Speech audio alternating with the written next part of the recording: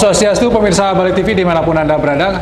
Kembali saya Winata menjumpai Anda dalam Bali Postok kali ini. Dan saya berada di kantor pengacara Bang Togar Situmorang gitu ya. Selain pengacara, beliau ini juga aktivis penggiat gerakan anti narkoba. Dan saya akan mewawancarai Bang Togar berkaitan dengan narkoba, kasus-kasus narkoba di masa pandemi COVID ini. Seperti apa sih kondisinya dan kenapa narkoba masih menjadi persoalan yang sangat sulit untuk diberantas. Kita sapa dulu Bang Togar. Halo Bang Togar. Saya panggilnya Bang Togar gitu aja ya. Boleh. Lebih boleh. akrab gitu. Ya, siap. Gimana kabarnya? Sehat ya? Puji syukur. Ya, sehat. Dan masa pandemi COVID ini tetap harus semangat gitu ya? Harus tetap semangat, tapi jangan lupa juga tetap protokol kesehatan harus kita ikutin dari program pemerintah. Baik itu cuci tangan, menggunakan masker, demikian juga social Distancing ya. Siap. Bang, kalau kita bicara tentang narkoba, di masa pandemi COVID ini seperti apa? Apakah kasusnya menurun atau seperti apa? Justru ada peningkatan, baik pengedarnya, penggunanya atau seperti apa? Justru kalau kita lihat dari statistik yang ada, terutama indikator dari kasus di BNN itu sendiri, bahkan yang beredar kita dengar dari berita, itu makin meningkat. Makin meningkat? Makin meningkat, terutama juga daripada golongan-golongan yang menengah ke bawah. Karena di dalam COVID-19 saat ini, mereka rata-rata unemployed, artinya pengangguran, tidak ada pekerjaan atau kegiatan, sehingga dia tidak mendapatkan satu income.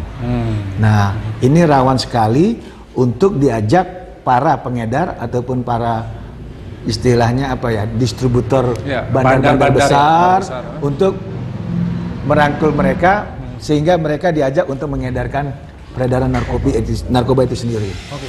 Jadi karena tidak ada pekerjaan, banyak dirumahkan, daya beli menurun, akhirnya mereka tergiur ya untuk menjadi pengedar gitu ya? Salah satunya penyebabnya itu karena ekonomi kan.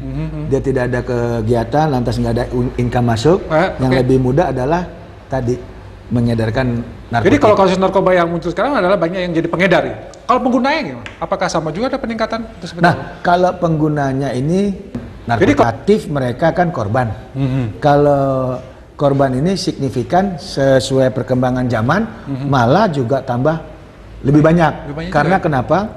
Ternyata para bandar ini cara mengedarkannya itu dengan variasi. Salah satunya menggunakan apa namanya itu makanan anak-anak itu snack-snack, lalu juga jajanan-jajanan kayak permen, dan mereka berani sudah masuk ke siswa-siswa yaitu SD, SMP, SMA. Nah ya, ini yang kita khawatirkan. Maka tadi saya bilang, karena peredaran itu sudah marak dan sudah sampai ke segmen anak-anak, ini kan sangat mengkhawatirkan, dan itu grafiknya makin meningkat. Oke. Kalau kita bicara tentang narkoba, tentu kita bicara tentang bagaimana penanganan secara hukumnya, Bang. Nah, kalau kita lihat, ini kan juga menjadi, narkoba katanya menjadi musuh bersama. Kita darurat narkoba gitu ya. Tapi kenapa ini justru tidak agak susah untuk dihilangkan, tapi semakin bertambah ini? Apa yang terjadi sebenarnya di Indonesia? Nah, harusnya kita taruh dulu satu kesamaan persepsi. Artinya bahwa narkoba ini adalah kejahatan luar biasa. Berarti kalau kejahatan luar biasa, extraordinary crime, penanganannya pun harus extraordinary. Jadi dari hulu dan hilir ini harus dulu disepakati. Memang kita betul-betul ingin memerangi narkoba dan peredarannya.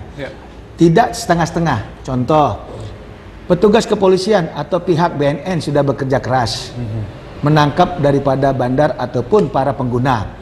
Tetapi implementasinya pada saat mereka sampai di meja persidangan, ini tidak dituntut atau tidak dihukum putusan yang maksimal.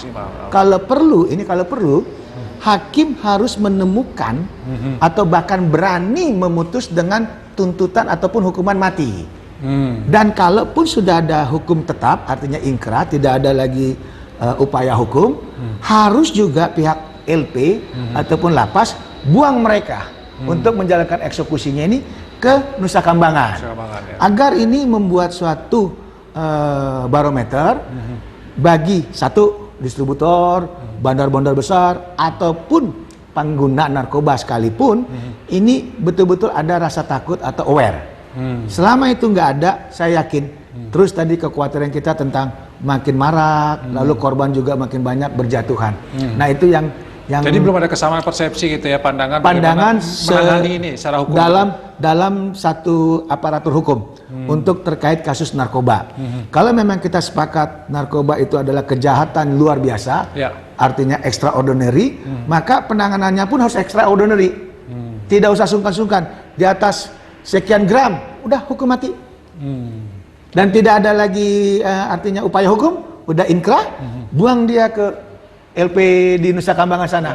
Lebih bagus seperti itu agar terputusnya mata rantai. Jadi harus ada efek jerahnya dari penegakan hukum.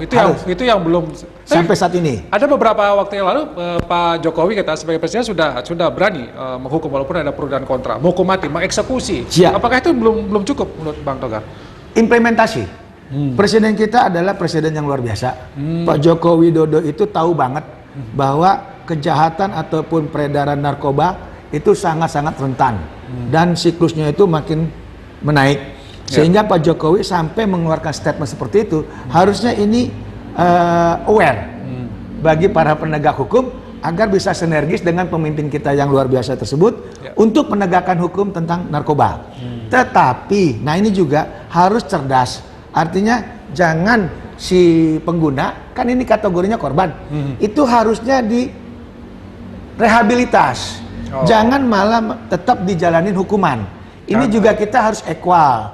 Artinya kita harus juga betul-betul sejalan dengan aturan undang-undang bahwa pengguna ataupun korban narkotika itu harus direhab. Tapi kalau dia di penjara, bahkan dikumpulin sama-sama di lapas, bukannya malah dia sembuh atau sehat, malah dia menaikkan statusnya jadi pengedar. Tadinya dia adalah korban pesakitan. Orang sakit kan harusnya di rumah sakit, direhab dan seterusnya, bukan dimasukin ke dalam lapas. Nah ini juga kita harus nggak lemah istilahnya, tidak bosan-bosannya mengingatkan aparatur hukum bahwa korban itu harus direhab. Pengguna itu korban ya Bang. Korban. Dia harus direhabilitasi, bukan di penjara gitu. Bukan di penjara. Karena kalau di penjara dia bisa menjadi malah dia jadi naik tingkat kelasnya. Malah dia jadi pengedar, bukan lagi pengguna. Bang, karena Bang Togar menyampaikan tentang lapas ini juga menjadi menarik. Kenapa ya? Saya selalu bertanya, kenapa lapas itu justru menjadi pusat peredaran narkoba, Bang? Apa yang terjadi sebenarnya? Bagus, ini pertanyaan yang sangat-sangat bagus. Betul. Itu, jadi ini sangat-sangat bagus. Di sini juga kita harus mengingatkan peran lapas, bahwa lapas tidak boleh tutup mata. Aparatur petugas ataupun Kalapas ataupun itu KPKNL-nya itu harus tegas menjalani. Jangan sampai ada peredaran di lapas tersebut. Karena ada anekdot. Mereka ini kan sudah orang hukuman. Otomatis kan mereka di situ berbaur bebas. Tidak bisa kemana-mana. Nah, karena tidak bisa kemana-mana, orang kan butuh satu hiburan. Hiburan itu ada dua. Kalau mereka di napi ataupun para terhukum itu dia hiburannya suka musik, mungkin positif. Tetapi kalau dia tidak ada jiwa musiknya atau apanya, dia tidak menggunakan apa-apa, satu-satu yang paling nikmat dia lakukan adalah menghayal. Nah, menghayal ini kan melalui obat. Kebetulan dari luar gampang masuk ke dalam tanpa terkontrol. Makanya sistem di lapas kalau bisa jujurlah mereka sebagai petugas lapas dan harus satu kesatuan basmi peredaran di lapas.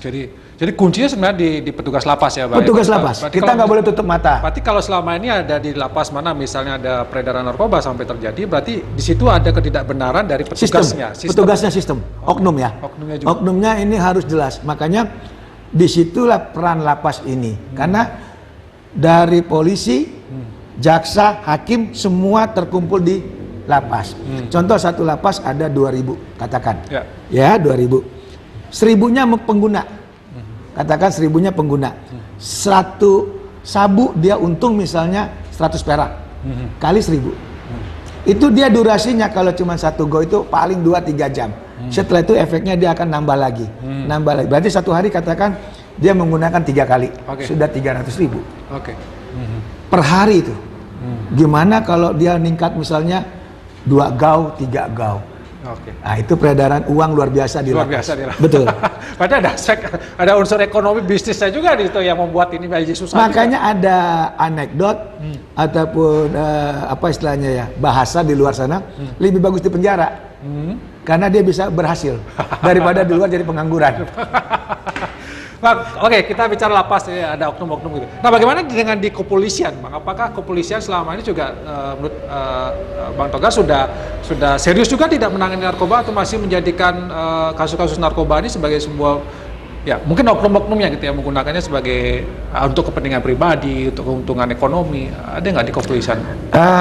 Sistem yang ada di kepolisian itu sudah bagus, tetapi kembali suatu sistem tergantung SDM. Nah, kalau SDM-nya nggak punya komitmen yang besar, itu banyak sekali terindikasi. Sehingga dalam hal penggunaan, penyalahgunaan itu masih berlangsung sampai saat ini. Yang kita bisa istilahkan adalah oknum. Oknum ya. Nah, oleh sebab itu kita harapkan ke depannya pihak daripada kepolisian sendiri harus benar-benar konsen dan profesional. Itu satu. Kedua, ini yang kita perlukan lagi, polisi harus dikasih reward. Reward artinya kalau dia dapat sukses menangkap atau membongkar jaringan, negara harus aware. Berikanlah reward kepada para prajurit yang memang aparatur hukum itu menangkap bandar gede, bandar apa segala macam dengan minimal naikin pangkat. Nah, ini semacam apresiasi, semacam pride, kebanggaan, sehingga aparatur hukum sendiri dia akan semangat untuk memberantas narkoba di Indonesia ini. Baik, oke. Pertanyaan lain, Bang, berkaitan dengan bandar ini, bandar narkoba. Sebenarnya bandar narkoba itu siapa? Apakah orang-orang Indonesia atau justru juga ada mungkin dari luar negeri yang masuk obat-obat itu atau gimana, Bang? Kalau karena sudah lama nih berkecimpung di anti narkoba ini. Sekarang kan ini ada tiga bandar besar, Asia, Eropa, dan Eropa Timur. Eropa Timur ini adalah Uni Soviet. Ini bandar besar. Lantas Eropa. Eropa itu kan ada Belanda. Itu barang dari Belanda bagus. Dan terakhir memang budaya sabu, opium segala macam dari Cina. Dari Cina ya, Asia. Nah, tiga inilah yang memegang peranan daripada perkembangan narkoba di Indonesia. Indonesia juga ya? Yes, melalui segitiga emas.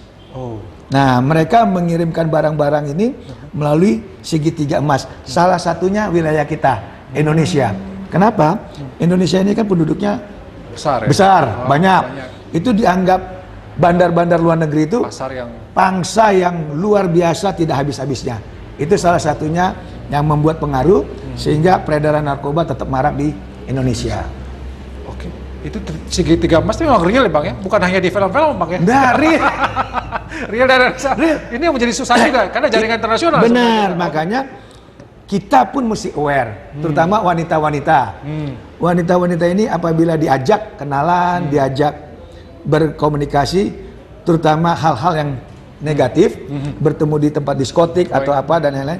Kalau suatu saat dia dikasih barang untuk dibawa masuk ke Indonesia dengan diiming-imingin nanti dikasih paspor, lalu penerbangan kelas 1, lantas uang, ini kalau bisa dihindarin. Nah, bisa jadi salah satu dia jadi jaringan narkoba. Luar itu biasa yang kita ya? takut. Oke. Susah juga ya sebenarnya. Susah. Baik, sebagai closing statement, Bang Togar, apa yang ingin Bang Togar sampaikan berkaitan dengan pemberantasan narkoba di Indonesia, kemudian konteksnya lebih Bali, ini apa yang mesti dilakukan oleh aparat, pemerintah dan juga masyarakat? Nah, saya berharap sebagai penggiat daripada narkoba itu sendiri, terutama di Bali khususnya, ini peranan daripada desa adat itu paling penting. Karena desa adat itu atau klien atau apa istilahnya itu, dia tahu sekali penduduknya, dia tahu sekali masyarakat siapa saja yang pendatang keluar masuk daerahnya. Ini kita harapkan peranan daripada desa adat itu betul-betul aware tentang lingkungannya. Di samping itu juga diperkuat yang namanya Babinsa atau Bankiptepnas, di mana di situ kan ada TNI, ada polisi, ada pecalang dan yang lain-lainnya. Ini yang harus diperketat agar kita bisa memproteksi dini. Mana itu yang memang pengguna, mana itu yang memang mau membuat pabrik obat, dan mana itu memang distributor besar. Nah, tetapi untuk di Bali sendiri sampai detik ini memang belum ada terbongkar yang mempunyai indikasi pabrik. Ya kalau tanda kutip oknum-oknum tertentu sudah banyak tercium, tetapi itu juga kan kinerja polisi sudah bagus. Sudah bagus ya. Bahkan ada beberapa bandar dianggap besar, itu sudah diputus secara ingkrah dan sudah dibuang ke LP Nusa Kambangan. Itu aja sih. Peran dari desa adat juga sangat Desa penting. adat yang paling utama, Baik. karena dia lebih tahu penduduknya. Masyarakat juga harus lebih aware ya dengan lingkungan sekitar. Baik, Dan- terima kasih Bang Togar atas informasi-informasi yang sudah disampaikan. Tentu ini merupakan PR kita bersama. Kalau kita sepakat ini menjadi extraordinary crime gitu, pasti perlu juga upaya ekstra keras. Dan ternyata pandemi COVID bukan menurunkan penggunaan narkoba, tapi justru meningkatkan gitu penggunaan dan juga peredaran narkoba ini juga menjadi perhatian kita bersama. Mudah-mudahan aparat kepolisian, pemerintah dan tadi ada ada desa adat bisa lebih aware juga, bisa lebih serius menangani hal ini. Demikian Bali Post Talk kali ini, saya ucapkan terima kasih atas perhatiannya. Saya tutup dengan Prof. Santi Om. Terima kasih.